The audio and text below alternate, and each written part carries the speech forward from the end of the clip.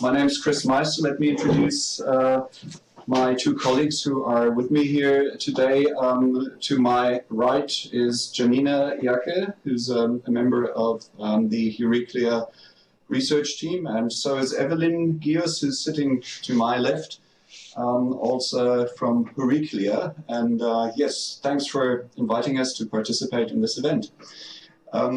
We would want to not follow a standard presentation format. I'm not going to read a paper, or we're not going to read a paper, the three of us, but rather I would like to take you through a couple of slides, and thereafter we want to engage in a live discussion here and try and develop a, what we think, somewhat different perspective onto the topic of privacy and surveillance in the digital age. And my question to you over there is whether you could now call up the presentation.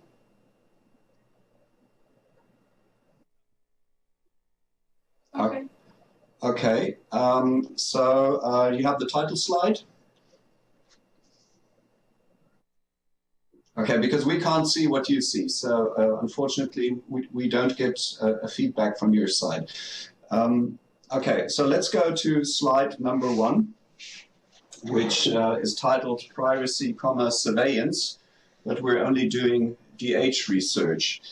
The question is, of course, when confronted with such a topic, does this really affect us in any particular way? Obviously, everybody is affected by privacy and surveillance issues, and you might know that over here in Germany, the effect of the disclosures by Snowden has been quite dramatic. This has sparked quite an intense public debate, and whether or not our own agencies over here in Germany are involved in it, I think is no longer under discussion. Of course they are, they all are all over the world, and everybody's collecting data. The latest development was that actually the German Bundestag, the parliament, also had to disclose that they have been collecting data on their own delegates, and that they have been storing these data, which they are not allowed to do. So even at the legislative level, everybody's watching everybody, and everybody's collecting everybody's data. And to what purposes is, of course, the question. How does that relate to what we're doing here in the context of a research project? Aren't we only doing digital humanities research? Well, yes and no. Our project, as you can see on that slide, is called Euryclea. Eury stands for heuristics, and CLEA stands for collaborative literature exploration and annotation. It's a project which is now in its second year. It's a 3-year project funded by the German Ministry of Research, and it builds on 2 previous project stages funded by other agencies. The aim of this project is to develop what we call a digital heuristic. That is an automated annotation tool, which we want to use in the first instance for annotating certain phenomena in narrative representations, mainly texts, but not exclusively texts, which can then be handed over for further investigation, mainly to human researchers. Now, this task of annotation is, if you do it as a manual task and at the level of detail that we're interested in, is quite tedious. But because we are not talking about mere surface features, we had to rely on human annotators thus far. We then wanted to take this a step further, and we thought, well, what about automating some of these routines, even though they involve semantics?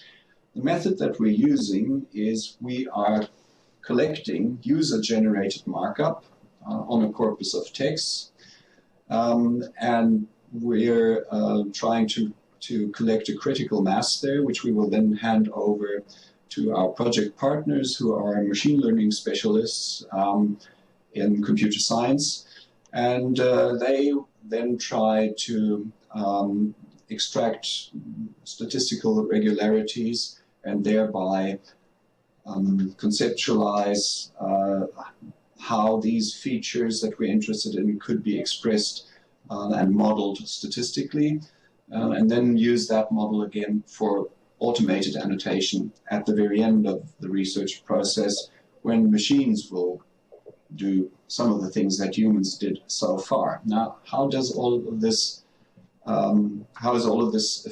potentially affected by issues of privacy and surveillance? Surveillance, probably not, and as an aside, perhaps we shouldn't focus too much on surveillance at the beginning, because surveillance is potentially a misuse of data, not necessarily a misuse of data. Some surveillance has good reasons and is worthwhile undertaking. We think the problem starts a bit early. It actually starts with privacy issues. What we do in our particular project is we collect crowdsourced human text annotations via a web platform. And that's actually the point where issues of privacy become relevant. What we are after, and if you can take us to the next slide now, please, in building this heuristic engine, is we're after hermeneutic markup. We want to do something that has to do with interpretation.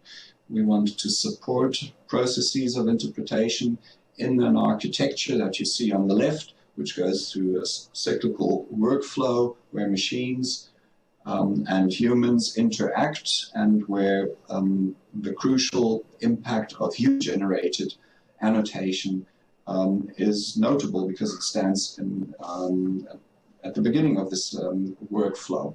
So let's go to the next slide then. And that's where, can you get it? Thank you.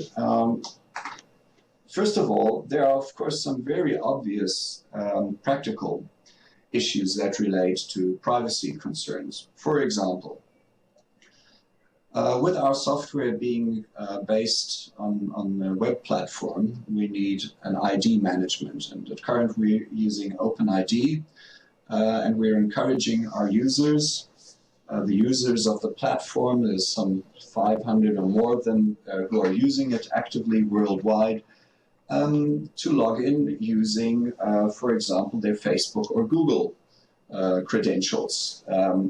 So the question arises whether that is actually ethical in a research context, because we're not quite sure to which degree we can guarantee that their identities will not be disclosed, or that the information, the usage information, which is obviously logged somewhere in these systems, might not be used for other purposes that we did not intend. The second question is, of course, as far as content goes, generated by our users, can we really protect their intellectual property using a web platform any longer?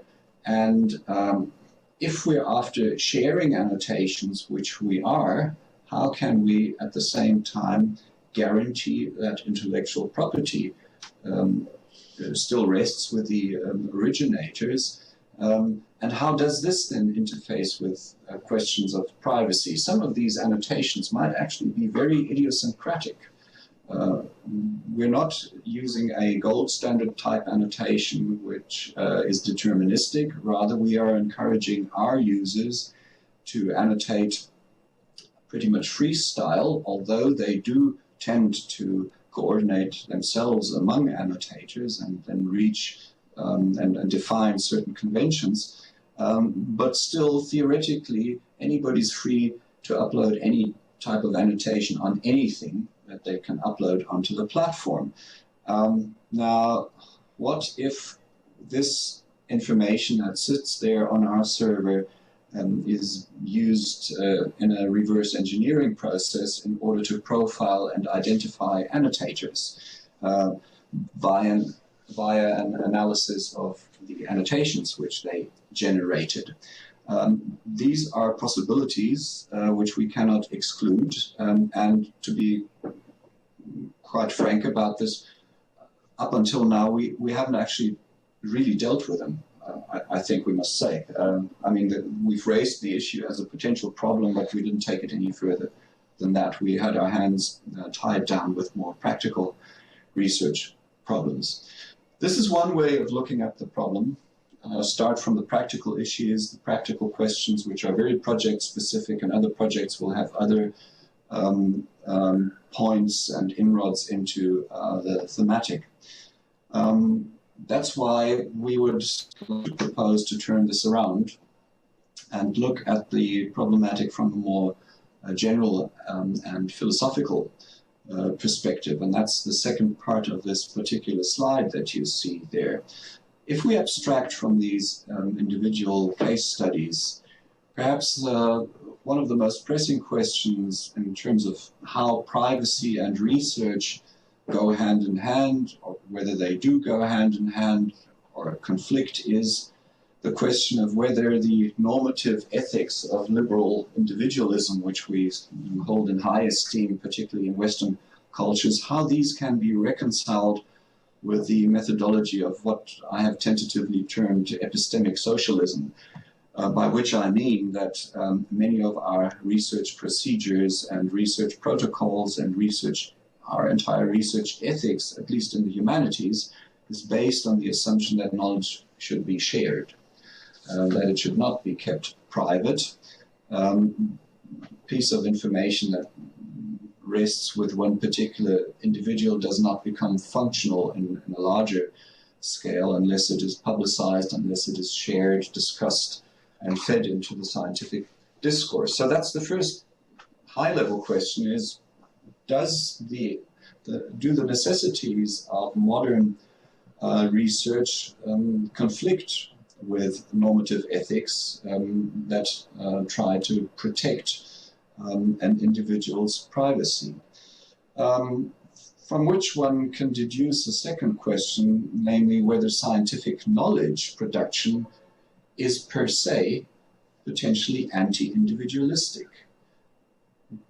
Do we really still have and embrace individualistic modes of knowledge production in a scientific paradigm? We used to in the humanities, yes, but as an effect of the digital humanities, the role of the individual researcher is more and more balanced by the impact of research teams and by networked research. That's something that we didn't have to think about 50 or 80 years ago, when somebody could sit down and enjoyed a period of latency during which they produced their research until eventually they publicized it. Then, of course, it became public domain.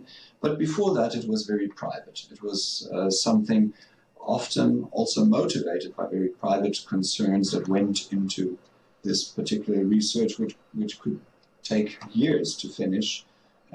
And of course was tied up with an individual's biography for that matter. The third more general question is, and this is an attempt to be a bit provocative and polemic, if we take these first two pointers seriously, the third question is whether epistemic privacy is not just a very radical form of esoteric knowledge management. Esoteric as opposed to exoteric, esoteric knowledge, the type of knowledge that is reserved for a defined group, protected by that group, and of course the minimal size of that group is one, but it could also be just us three here who decide that we want to produce knowledge but we don't want to share it. And obviously that would be pretty dysfunctional in the context of what we are doing, but in a way, if we want to protect privacy, it is a possibility that, at least theoretically, we must keep in mind that there might be individuals who want to do just that. And why not? How are we going to deal with these colleagues? Let's go to the next slide, please. if we look at privacy, one of the interesting things about privacy is that it's not that easy to define. Here's an attempt to do it by looking at potential opposites of privacy, conceptual opposites of privacy. The first one is transparency. Things that are exclusively private are opaque, they're not shared, they're not accessible. Transparency seems to be a clear-cut opposite. The second one is publicity. Things that go out into the public are no longer private, although they might still be owned by somebody.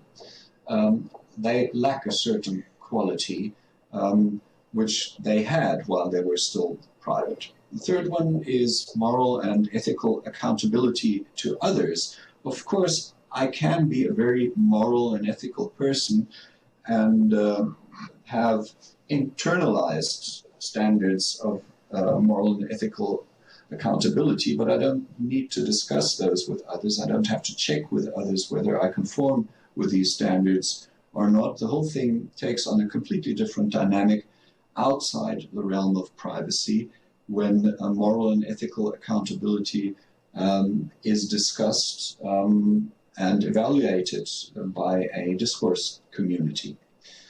The fourth potential opposite is predictability.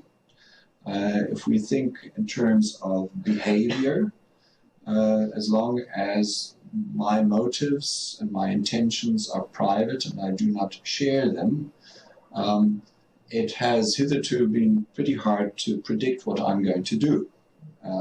Motives and past behavior are obvious signposts of what I might do in my next move. But when predictability really takes over, privacy certainly goes down, because after all, what is the outcome of privacy? The same goes for the next criterion, or the next concept that we're suggesting here is non-autonomy, for lack of a better term. Privacy has the connotation of a very high level of autonomy. In the 18th century, under very particular political circumstances, there was a phrase that became very popular in Germany: Die Gedanken sind frei, thoughts are free, which referred to the political context in those days, which was very repressive. It was after the Vienna Congress, and where retreat into one's private inner mental space also meant that this was the only way to actually preserve your autonomy, which was, of course, an totally idealistic autonomy, whereas outside in political reality, you had the exact opposite of that, namely an enforced, repressively enforced conformity, which is the next candidate in our list of concepts here. And at the end of this list, you see control and systemic functionality. If you want to increase control and systemic functionality of individuals, you certainly want to downscale their level of privacy, because that's where they might do things that conflict with the requirements of the system. It makes them unpredictable, it makes them follow different trajectories to what you as the manager of the system might have planned. So these are ways of looking at privacy in a sort of ex negativo perspective, and see where the candidates are that conflict with privacy. Let's go to the next slide then. And this is what we would now want to do jointly here and in a discussion. Sorry, Evelyn? Should we do it on the flip chart? The question is whether you can see the flip chart behind us clearly enough if we write something on there. Yeah? So it's better. Okay. So, yeah. So you use... Just change the script. So okay.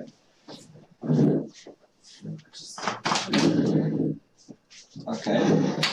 So Evelyn is going to capture things here on a flip chart, what you see in the slide there is what we have called a privacy transparency matrix. And what we want to do now here in our discussion is we want to look at a couple of dimensions across which one could map transparency versus privacy. And as an example, we've already put in an entry into the very first section there, political. Now, if you look at the political dimension,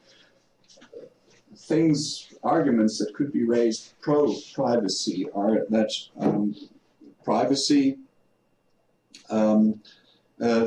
transparency. If you have more transparency, what you gain is better control and coordination, and also better risk protection procedures. And of course, that's the argument we hear from the NSAs of this world. That's why they're doing all of this, collecting the data and engaging in massive surveillance, because they want to protect us against risks. Whether or not that argument is feasible, let's leave that aside. We're just taking this at face value at the moment. So we're being very positive here in the normative sense. We're accepting arguments pro. We're not necessarily discussing arguments con the individual positions. So is there, Janina, if we start with this, so pro-transparency, better control and coordination, better protection against risk. Pro-privacy, on the other hand, a higher level of behavioral diversity. Is there anything else that you could think of in the political domain, how one could argue this? If I was a dedicated advocate of privacy, what else could I mention as a positive for the political dimension?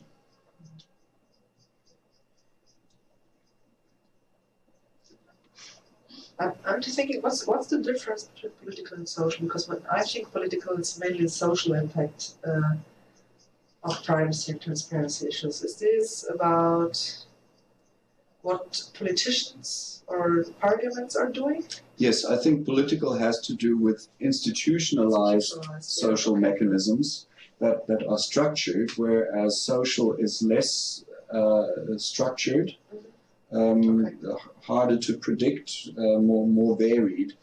Whereas here we're talking about the institutionalized context. So in an institutionalized context where, I mean, politics is all about negotiating interests and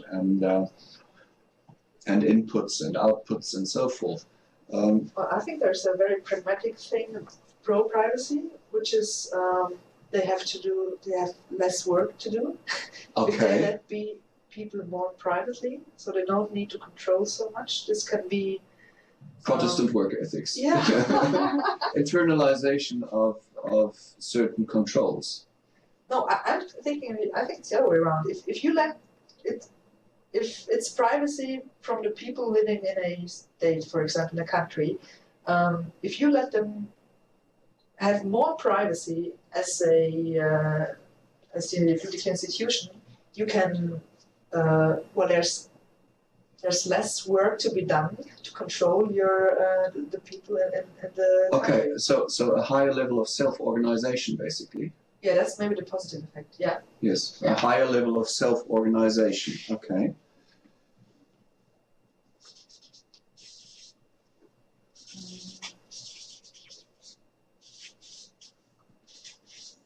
I don't know whether you can see what she's writing down there on screen, or is the handwriting too small for you in Canada? You can see it, great. Okay. So a higher level of self-organization, higher level of privacy translates into a higher level of self-organization, reduces the demands on the political system to execute control. Yeah. Interestingly enough, this I think this is something that we see in our research context as well. Yes, that's right. We see that in our research project. Our annotators are being encouraged to be very individualistic. What do? They organize themselves. Yeah, that's right. So even though we tell them not to, so it's, yes.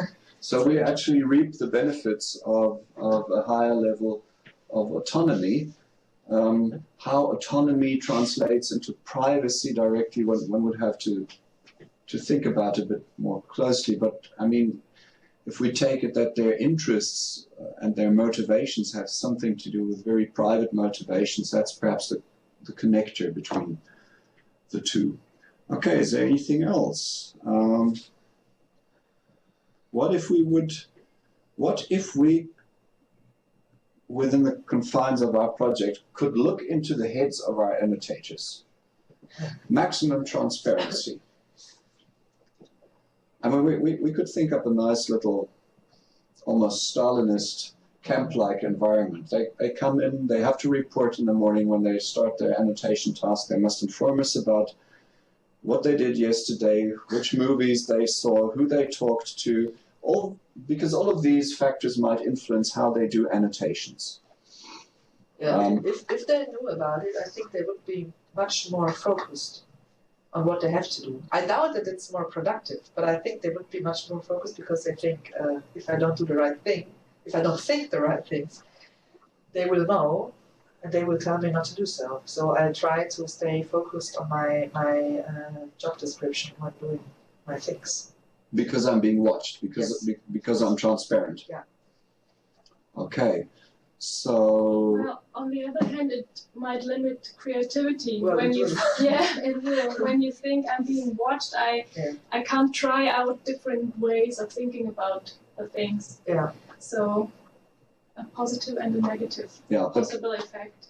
Okay, but we only want to see the positive. To write down the positives, Okay. Because that's the scenario here. Thinking about political issues, or is it already? Well, with economical, like work economics. Right. Yeah. Okay, so we're already onto economical then, in a sense. Well, of course, there is no clear-cut distinction here between these dimensions because the political and the economical are interfaced.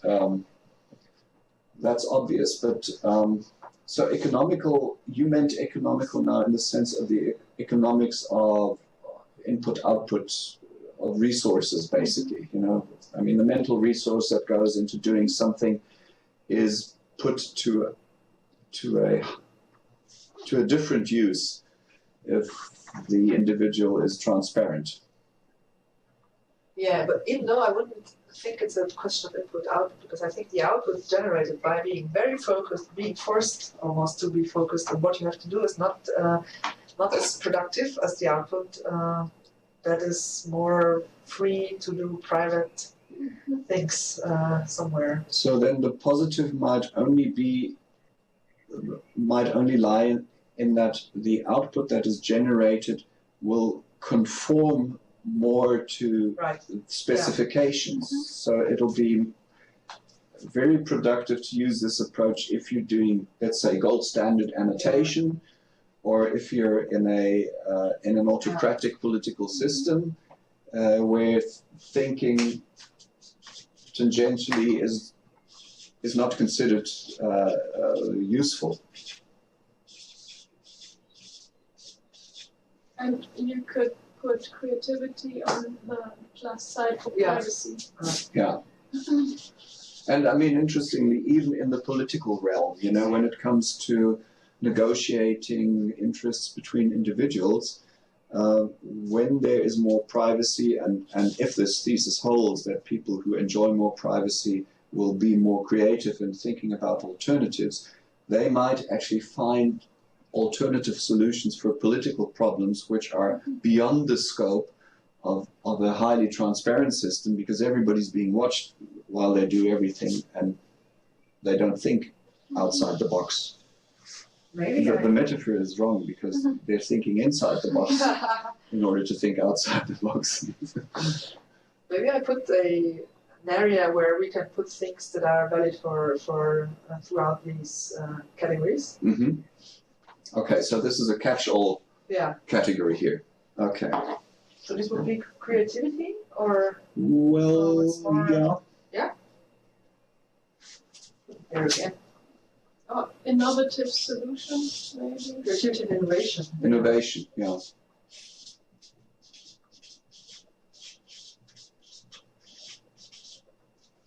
Okay.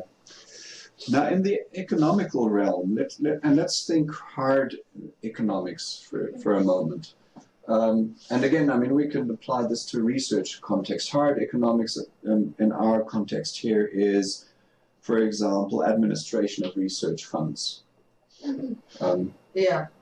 And so there, what is actually the benefit of a highly transparent approach there? And transparent not only in the sense of processes being transparent, but individuals being transparent in what they do.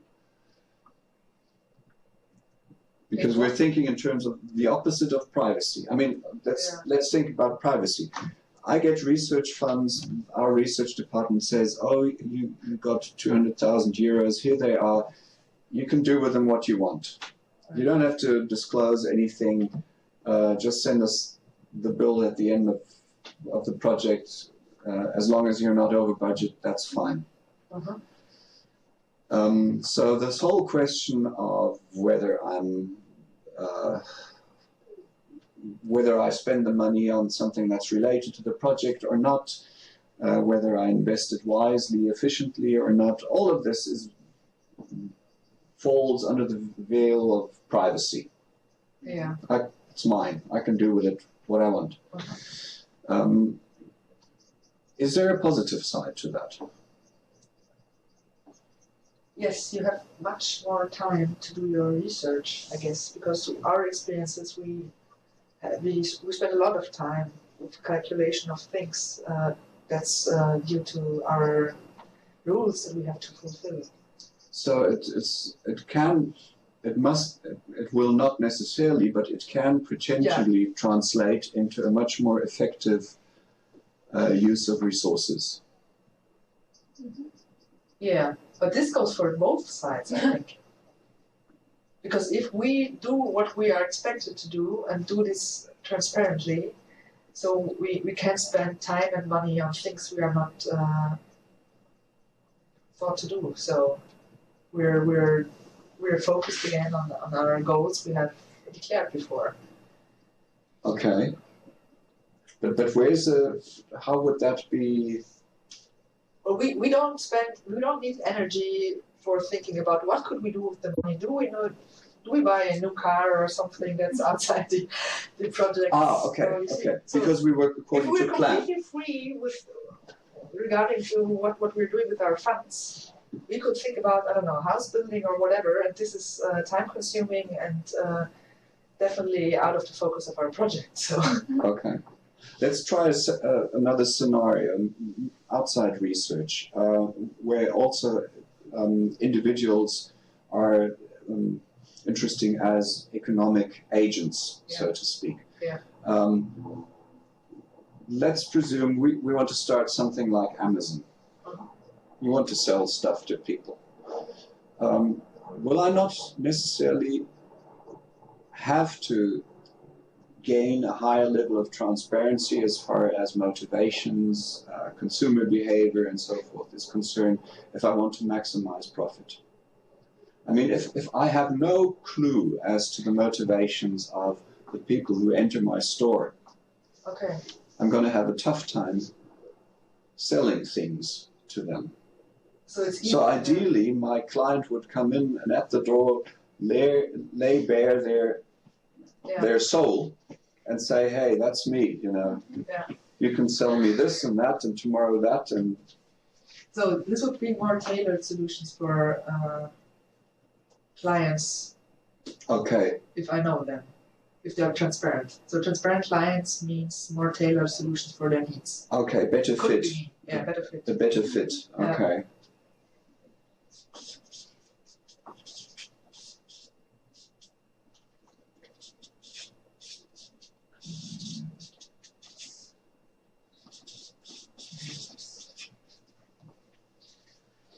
Well, there's another thing about the economic realm too, which is again completely different. For example, if we, well, this is outside the age too, I think, but it has to do with that too. If we know, for example, what other people, what wages they get, there's this is the, I think this is the premise for having a certain equity in terms of salaries. So if everybody just earns money and nobody knows how much, this is not typical for universities, for example, but I think it's good because there's to a certain degree at least a bigger equity in terms of salaries. But how does equity of salary translate into economic benefit? Well, it's a more democratic thing, and people are more satisfied with their situation. But will they buy more? Oh no, I was just thinking about an economical thing that's in terms of privacy and transparency. So what is economically would be the salary? It would not be them buying things.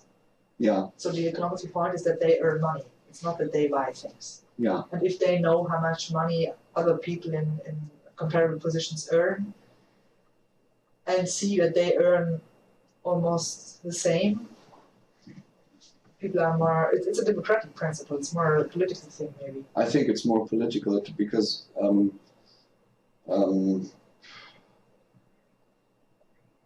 within the dimension of the economical, if I say, well, economical is all defined by trying to maximize profit or distribution or of goods and services and so forth, the impact of my knowing your salary. This is a misunderstanding. I thought it was more. There's none, yeah. you know. Okay, so I put it here. Yeah, it's I more. Well, it's a precondition for equity to a certain degree. Because if I don't know how people are, I can't treat them equally because I don't know how. Okay, which of course and already entails a normative premise here, because if you say it's good to live in an equitable society, then you will of course say, well, more transparency is good, because then I'm confident that nobody earns an excessive amount, whereas I only have a meager salary, and that then within that value system translates into something positive. Yeah. Whereas in a decidedly capitalist environment, you would say, well, no, we don't want to disclose salaries. Privacy of salary information is important, because that's what motivates people. They want to distinguish themselves. They don't want to be equitable. But I think this is mainly the difference between privacy and transparency issues, because this is more about individuals, and this is more about society. If we talk about the pros. Yeah. I think this is a general thing. Okay, so that if I look at society at large, it would be up in it would be a pro there then in the political. Yeah. Okay. A political system functions better. Well, better in terms of if better means more equal. Yes. It depends on what you think about. Okay, it really depends on what you define as better. Yeah. But more competition or more equity. Yeah. So I put more equity maybe. So this is maybe the bit of time. Well, you could actually put there more and less equity, because that's really dependent on what your uppermost value is. You know, more equity means a more socialist-oriented system. Less equity as something positive. Okay. Is in a capitalist environment. Yeah. Okay, let's move on to social, where we're now dealing with not the institutionalized, controlled political processes, but more the informal reality of living together. How does privacy versus transparency map onto that dimension?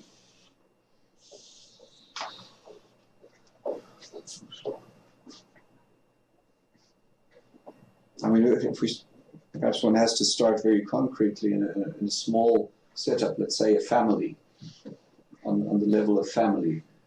If you had a family where everything was absolutely transparent, every individual's motives, desires, anxieties, what have you, it's all out there in the open. What will the effect be in terms of social behavior? Positive effects. Yes? Interesting question.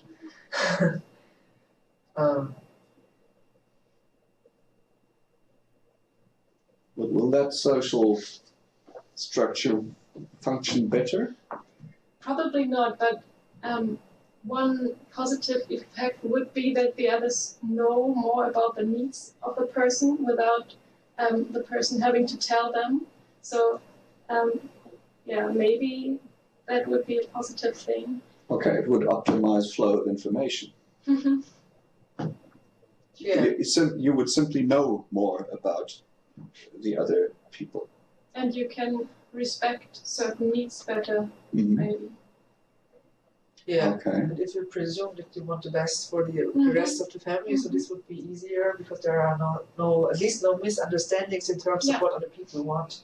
Okay. Which is, I think, it's a quite popular problem of conflicts. But again, then we see the same as we saw it in the political. Yeah. Whether or not it is a positive effect really hinges on what type of premise you make. If the premise is we live in a family, we love each other, and everybody wants the best. and everybody wants the best for everybody, then more transparency is good. If our notion of family is, well, you know, we're tied together, we couldn't escape the other guys, and we have to make do with this and somehow muddle through, then you might have a different perspective onto this. So it really hinges on whether the social group that you're relating this to is chosen and accepted by the individuals or not. In a social grouping where everybody accepts this, more transparency can be a very positive value. If, however, you have tension in that group, because some people have been coerced into this structure, then it can become very harmful. But in any case, I think the central point is that you understand or you know more about how other people are. Mm-hmm. What are their needs and whatever else you're interested in. So one could just say so higher level of awareness. Yeah. For others. Yeah. Yeah.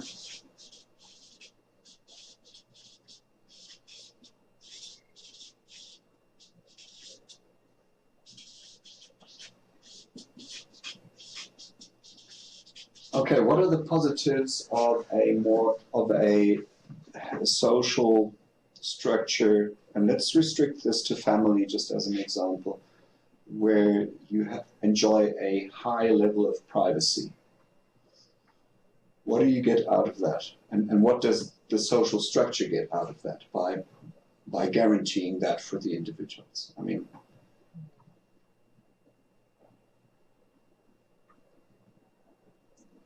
mean, as an individual who's been guaranteed a high level of privacy, I could, for example, enjoy my fantasies and my obsessions without having to disclose them to anybody because it's just inside my head. Nobody knows about them. But what is the benefit that the social structure would derive from granting me that privacy? I think we could take the point we have on the slide already for political privacy. We have more diverse behavior. Mm-hmm. And more tolerance, as long as you don't tell what you privately do. Which is maybe Yes. But I think if you have the attitude of saying everybody has their own quite big private area, this is a sign of tolerance too. And it enables the development of diversity. Okay, so increased diversity and tolerance. But is tolerance an effect or the reason for privacy, so that we can have privacy? I think tolerance is actually already a normative statement about diversity, because tolerance means I'm happy with diversity. Yeah. And whether or not tolerance per se is a good thing, again, depends on your value system. You That's know? true. And it can stand on this side too, because it's. I think it's even more difficult to be tolerant if you know everything about the other. Yes. So maybe we should just. Okay, so we leave it. Yeah. We leave it at that. Okay, let's come to epistemological. So how does a higher level of transparency impact positively on knowledge production? And how would a higher level of privacy impact positively on knowledge production? I think we touched this issue already when we first talked about economical reasons, when we took as an example our project and our annotators. Yeah. So It's again creativity and innovation, I think. So if you have the opportunity of thinking your stuff through by yourself before having to present it to somebody, I think this is a very important thing in science and research too. It's maybe easier just to go in a direction you think that might be intuitive the right one, because you don't have to defend to yourself against some consumable things. Yeah, because you're in this sheltered space where you can experiment. You don't have to disclose anything until you feel happy about this. Okay. Yeah. So again, it's a higher level of creativity then. The fact that we put it there. well, let's put it there again, because then we just. I think we're actually beginning to see something that runs through all domains here. Now, high level of transparency in epistemological context. What's to be gained there? Well, again, we can take our project as an example, because collaboration needs transparency. You have to share your ideas and to work collaboratively on a subject. And we see how fruitful this is for us when people share their thoughts and then get new ideas from other people's ideas. Mm-hmm. Yeah, and I think another thing in this is that if you share your thoughts, you have to explain them to others in order to make them understand what you mean. And this forces you oneself too to explain or to even to think better about what one thinks. So a higher level of reflection and explicitness and understand. Sorry, and understanding how thought processes and epistemological processes work. What was the second one? Explicitness. Yeah, that's very important, I think. Yes. Okay, I think we could skip over cognitive because that's very close to epistemological. Let's think in terms of culture now. Well, here again, obviously, the privacy thing is this one, I think. Plus, if we think about artists who make whatever, I think some of them at least would agree if you say the process of building the thing is not as important as the thing itself. Well, there are people who say it the other way around, but I think for some, this process might just be something private that has nothing, in their view, has nothing to do with the art or whatever comes out. Mm-hmm. But yeah, that's a separate point, right? Or we could put the two together, cultural and aesthetic. Mm-hmm. I think we should, because I don't know. Well, I meant culture actually in a wider sense, also in terms of, everyday culture, not necessarily high culture, paintings, literature, music, but rather, everyday cultural interaction. So I mean, if I move through a cultural space, let's say, I mean, the university is a particular culture. If there was a demand placed on me to be absolutely transparent to all other agents, would cultural interaction, could cultural interaction probably benefit from that? It's close to family discussion, I think, Mm-hmm. because you're somehow a bit predictable in a positive sense, and so the action of everybody can consider what they think, what others would do, so it's easier to go along with each other. Mm-hmm. How does your concept of cultural differ from social? Interesting. I don't know. So maybe we can leave that out. Yeah, let's leave it out. So Leave this it is out. cultural and aesthetic. Yeah. I just Let's move to aesthetic then, yeah, I because just put it there so there's no yeah, misunderstanding. and we touched on that already with the aesthetic that AE take. Now, if we define aesthetic as, I mean, we're engaged in the aesthetic when we're not dealing with defined pragmatic concerns. That's one of the definitions of the aesthetic. So you're not trying to fix a problem or do this or that. It's more long term, more general. Now, if as aesthetic agents we're highly transparent, what is the gain? If as aesthetic agents we enjoy a high level of privacy, what's the gain there? Mm-hmm.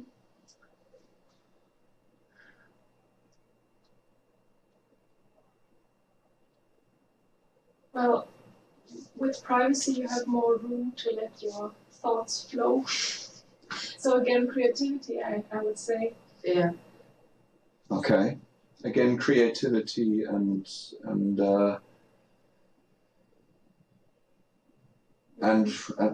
what do we have here as a positive, as a potential? Well, positive? there's one thing, but I don't know whether it's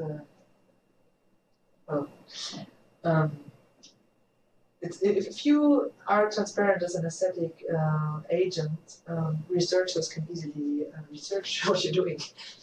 So it's more easy to interface with you, to build upon what you produced, to interact. Mm-hmm. Okay. and maybe to understand cultural aesthetical principles in a certain period or in certain.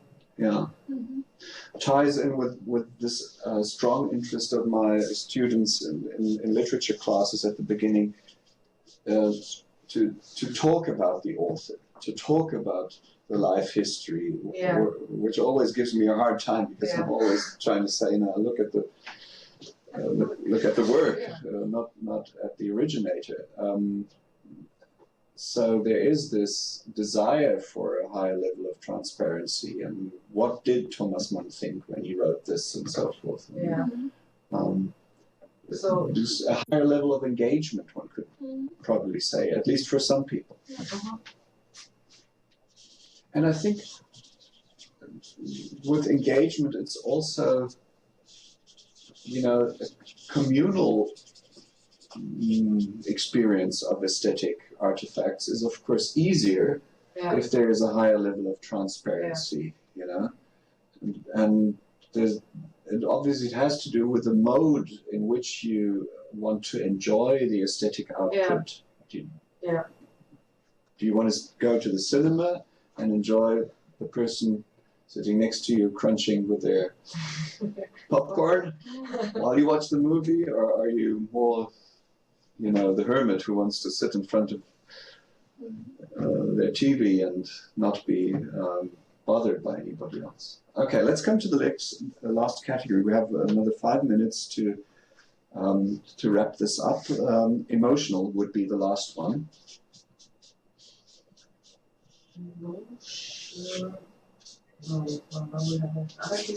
Okay, now I think what we found out in the course of our discussion here is that if we always say, well, what is an emotional agent?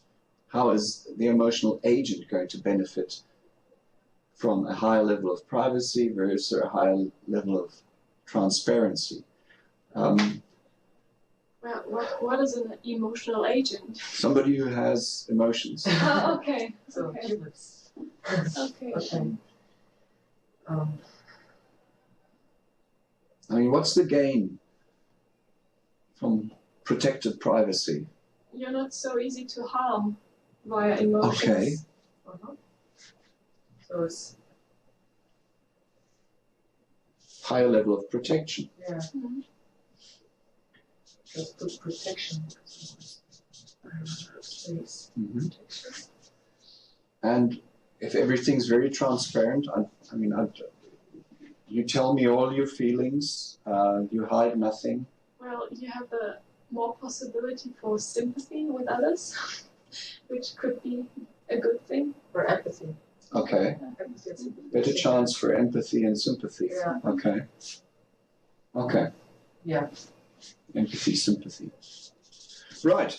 I think we can go to the last slide then. We've collected something here. Canada, can you please click the button? Thank you.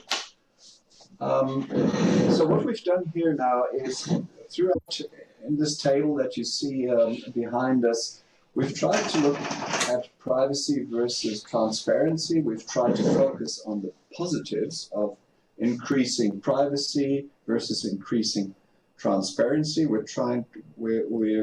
consciously avoided the question of normative value statements about this. We're not saying privacy is better or transparency is better.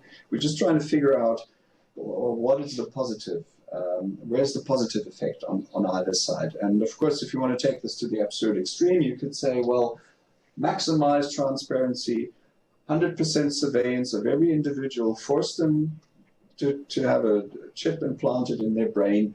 We're feeding all this information to a supercomputer, which is registering every bit of information in all these categories that we have on the left. What's the outcome going to be? Whereas here we have like the prototypical 19th century idealistic person who says, well, you know, my headspace is sacrosanct, nobody's going to enter that. What are the positives for that person?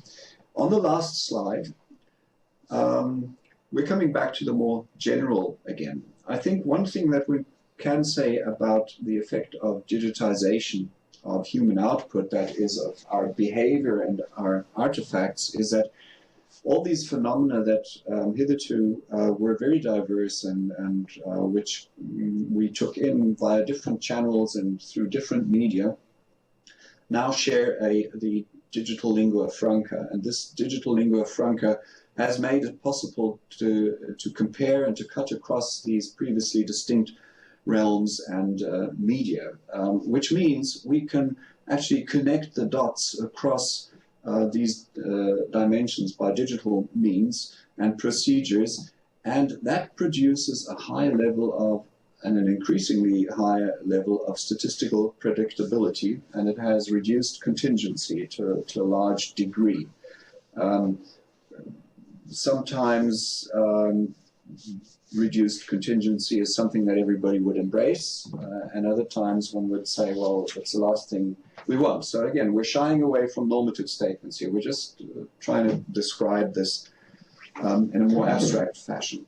The third point is that, however, that in a humanistic perspective, contingency in human behavior is primarily a productive energy, and it is not an obstacle. And I think what we have seen here, creativity popping up so often, just means that what we associate with privacy is this creative force. And privacy being something that opposes the idea of predictability is therefore something that we have to look at in terms of creativity. That's really the main benefit of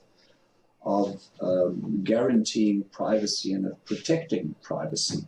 What does that mean for the digital humanities? Well, here's our immodest proposal. We want to actually start a program called CRAP, which is an acronym for Contingency Rescue Action Program. The idea is, obviously one could argue about the acronym, But the idea is basically that we have to start to engage in a discussion of what the benefits of contingency are. We're all working in a domain where we're actually trying to do the obvious. We're trying to increase predictability through various means. And I think there's an inbuilt tension there that hasn't been acknowledged by the digital humanities thus far. We have to start to think about to which extent our engagements with the human and with the humanities forces us to also look at contingency as something that is highly productive. And that's where privacy comes into play. Privacy as the main enabler for contingency. And that's why what needs to be defended and supported by probably a program that actually triggers a higher level of contingency. That's what we would want to see in our research context as well, actually. To a degree, we're actually flabbergasted by our annotators' desire to conform with one another. We hadn't expected that to this degree. So it is a tension, an inbuilt tension there, which the disciplines engaging in the digital humanities ought to discuss. Well, I think that's it from us here in Hamburg. Thanks for your attention over there, and we look forward to receiving some feedback occasionally.